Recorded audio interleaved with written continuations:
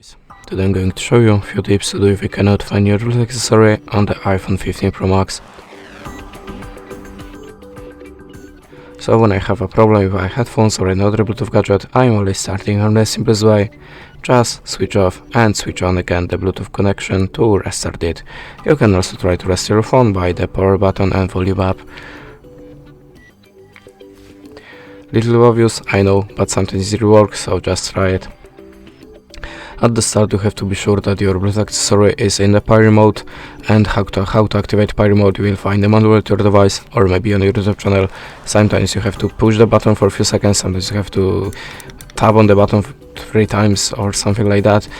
The modern gadget just starting in the Pyre mode after activated them, so you have to check it by yourself and be sure that your Bluetooth accessory should be visible for the devices, but it's still not for your iPhone. Open the settings,